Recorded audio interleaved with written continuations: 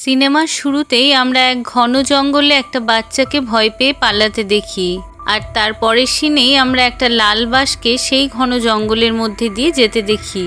বাসটি তার গন্তব্যস্থলের দিকেই যাচ্ছিল, কিন্তু রাস্তায় গাছ ভেঙে পড়ে থাকায় বাসটি কোনো কিছু না ভেবেই রুট চেঞ্জ করে নেয়।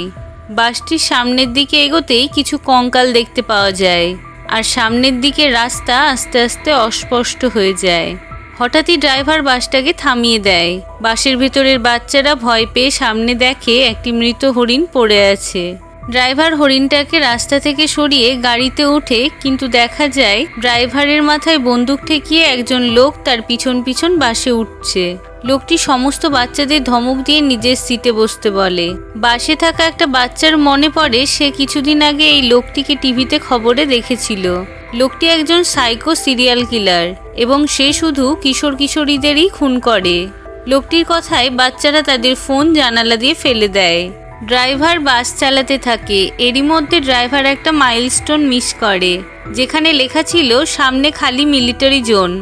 অনেক বছর আগে এখানে রিসার্চ করা হতো, কিন্তু এখন আর এখানে কেউ থাকে না।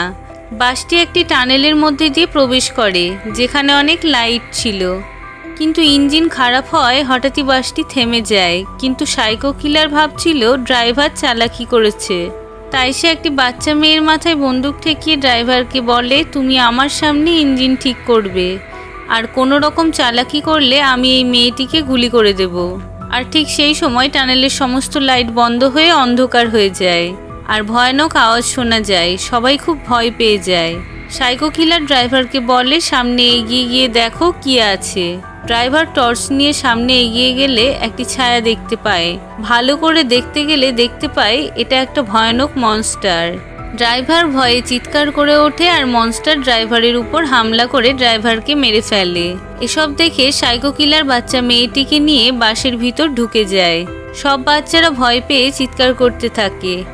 সাইকো কিলার বাচ্চাদেরকে চুপ করতে বলে, যাতে মনস্টার আওয়াজ শুনে তাদেরকে খুঁজে না পেয়ে যায়, আর নিজে তাড়াতাড়ি বাস স্টার্ট করার চেষ্টা করে, কিন্তু বুঝতে পারে চাবি ড্রাইভারের কাছে থেকে গেছে। সাইকো কিলার তখন বাসের মধ্যে থাকা একটা বাচ্চা মেয়েকে ড্রাইভারের কাছ থেকে চাবিটা নিয়ে আসতে বলে। বাধ্য হয়ে মেয়েটি চাবি আনতে যায়, গিয়ে দেখে ড্রাইভার আর বেঁচে নেই। মেয়েটি খুব ভয় পেয়ে যায় এবং চাবি নিয়ে দৌড়ে বাসে উঠে যায়। সাইকো কিলার রেগি নামের একটি ছেলেকে বাসের চাবি দিয়ে বাস স্টার্ট করতে বলে, কিন্তু ইঞ্জিন খারাপ হওয়ায় বাস স্টার্ট হচ্ছিল না। তখন সাইকো কিলার বলে, বাস চালু না হলে আমি তোমাদের সবাইকে মেরে দেব। ঠিক সেই সময় বাসের বাইরে থেকে আওয়াজ শুনতে পাওয়া যায়, আর সাইকো কিলার বাস থেকে নেমে জোরে জোরে চিৎকার করে বলতে থাকে, কে আছো, আমার সামনে এসো। আর তখনই কিলারের মুখে আমরা একটা অদ্ভুত হাসি দেখতে পাই, আর সঙ্গে সঙ্গে তার দেহ থেকে মাথা আলাদা হয়ে যায়। বাচ্চারা খুব ভয় পেয়ে যায়, কারণ তারা মনস্টারের একটা হাত দেখতে পায় যেখানে সাইকো কিলারের মাথা ছিল। বাচ্চারা প্রচণ্ড ভয় পেয়ে বুঝতে পারছিল না কি করবে, কিন্তু তারা সিদ্ধান্ত নেয় এই বাসের মধ্যেই থাকার। কিছুক্ষণের মধ্যেই বাসের দরজা খোলার আওয়াজ পেয়ে তারা তাকিয়ে দেখে সিটের উপর মনস্টারের হাত। মনস্টার বাসের ভিতরে ঢুকে গিয়েছে। অন্য গেট দিয়ে বাচ্চারা পালানোর চেষ্টা করলে দেখে গেট খুলছে না। বাচ্চাদের হাতে টর্চ ছিল। মনস্টারের উপর টর্চের আলো পড়তেই তারা লক্ষ্য করে মনস্টার আলো দেখে ভয় পাচ্ছে। ইতিমধ্যেই বাসের দরজা খুলে যায়, আর তারা টর্চের আলোকে কাজে লাগিয়ে মনস্টারকে দূরে রেখে বাস থেকে নেমে পালাতে থাকে। পালিয়ে গিয়ে তারা একটি বাংকারের মধ্যে ঢুকে গিয়ে আশ্রয় নেয়। সেখানে একটা রুমের মধ্যে তারা ওই এলাকার ম্যাপ দেখতে পায়। তারা বুঝতে পারে এটা একটা মিলিটারি ক্যাম্প ছিল। এই কারণে এখানে লাইট এবং কন্ট্রোল প্যানেল থাকার সম্ভাবনা আছে। বাচ্চারা ম্যাপটিকে সামনে রেখে প্ল্যান করে কন্ট্রোল প্যানেলকে খুঁজে লাইট জ্বালানোর, যাতে তারা প্রাণে বাঁচতে পারে। নল্যান এবং তার সাথী পাওয়ার পয়েন্টটিকে খুঁজতে বেরিয়ে যায়। কুইনি নামের একটি মেয়ে এসে বলে সে বাথরুমে যেতে চায়, কিন্তু ভয়ে যেতে পারছে না। তখন রেগি তার সঙ্গে যায়। রেগি পিছন ঘুরে কুইনিকে ডাকতে থাকে, কিন্তু কুইনি কোনো সাড়া দিচ্ছিল না। অনেকক্ষণ হয়ে যাওয়ার পর রেগি পিছন ঘুরে দেখে কুইনি সেখানে ছিলই না। রেগি এবং তার সঙ্গী কুইনিকে চারিদিকে খুঁজতে থাকে এবং জোরে জোরে ডাকতে থাকে। খুঁজতে খুঁজতে তারা এক জায়গায় পৌঁছে দেখে মনস্টার কুইনির উপর হামলা করতে যাবে। এমন সময় রেগি মনস্টারকে আগুন দেখিয়ে দূর করে দেয়, আর সেই সুযোগে তার আরেক বন্ধু কুইনিকে সেখান থেকে বের করে নিয়ে পালাতে থাকে। তারা পিছনে খেয়াল করেনি রেগির হাত থেকে মনস্টার মশালটা ফেলে দিয়েছিল। তারা পিছনে দেখে রেগির উপর মনস্টার হামলা করতে যাচ্ছে। এমন সময় সমস্ত লাইট জ্বলে ওঠে আর মনস্টার রেগিকে ছেড়ে পালিয়ে যায়। তার মানে নল্যান এবং তার সাথী পাওয়ার হাউসটা পেয়ে গিয়েছিল। পাশের একটা ঘরে ঢুকতেই নল্যান এবং তার সাথী একটা কঙ্কাল দেখতে পায়। সেই ঘরের সারা দেওয়ালে ছবি লাগানো ছিল, টেবিলে ডায়েরিতে অনেক নোটস ছিল, যেখানে শুধু এই মনস্টারের কথাই উল্লেখ ছিল। তারা বুঝতে পারে কেউ এই মনস্টারকে মারার জন্য অনেক রিসার্চ করেছে, কিন্তু শেষ পর্যন্ত মনস্টারকে মারতে পারেনি। ওই ডায়েরিতে তারা একটা বাচ্চা ছেলে এবং মেয়ের ছবি দেখতে পায়, কিন্তু তাদের লক্ষ্য ছিল সেখান থেকে প্রাণে বেঁচে বেরিয়ে পড়ার। তাই তারা বাইরের দিকে এগোতে থাকে। সেখানে কিছু ছায়া দেখে মনস্টার ভেবে ভয় পেয়ে যায়, কিন্তু তাদের আরও 3 জন সঙ্গীকে দেখে খুব আনন্দ পায়। তবে তাদের এই আনন্দ বেশিক্ষণের ছিল না। তারা কুইনির গলায় একটা আঘাত দেখতে পায় এবং বুঝতে পারে কুইনি মনস্টার দ্বারা অ্যাফেক্টেড। ওদের মধ্যে কেউ কেউ বলে আমাদের কুইনিকে সঙ্গে রাখা উচিত হবে না, কিন্তু শেষ পর্যন্ত সিদ্ধান্ত নেয় সবাই একসঙ্গে থাকার। কুইনির সঙ্গে এর পরবর্তীতে কি হতে চলেছে জানার জন্য তারা আবার সেই ঘরটিতে যায়, যেই ঘরের চারিদিকে ফটো এবং নোটস ছিল। মনস্টার সম্পর্কে জানার জন্য তারা ওখানে পড়ে থাকা একটা ডায়েরি তুলে পড়তে শুরু করে। সেখানে একটা বাচ্চা ছেলের কথা লেখা ছিল যে তার বোনকে নিয়ে নতুন নতুন জিনিস আবিষ্কার করতে ভালোবাসত।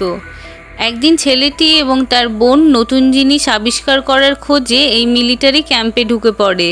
ছেলেটি ম্যাপ দেখতে ব্যস্ত থাকে, কিন্তু তার বোন সামনের দিকে এগিয়ে যায় আর তার চোখে মুখে ভয়ের ছাপ দেখতে পাওয়া যায়, যেন সে সামনে ভয়ানক কিছু একটা দেখে ফেলেছে।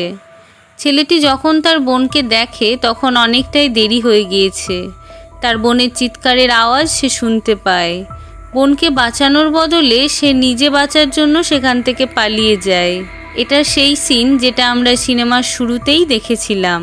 ছেলেটি সেখান থেকে পালাতে সক্ষম হয় ঠিকই, কিন্তু তার মনের মধ্যে এই ঘটনাটা সবসময়ই নাড়া দেয়, কারণ তার একটু ভুলের জন্য তার বোনের মৃত্যু হয়েছে। অনেক বছর পার হয়ে যায়, কিন্তু তার ভিতরে বদলা নেওয়ার ভাবনা থেকেই যায়। সে তার বোনের মৃত্যুর বদলা নেওয়ার জন্য সেখানে গিয়ে রিসার্চ শুরু করে এবং অনেক রিসার্চের পর মনস্টারকে মারার একটা মেশিনও বানিয়ে ফেলে।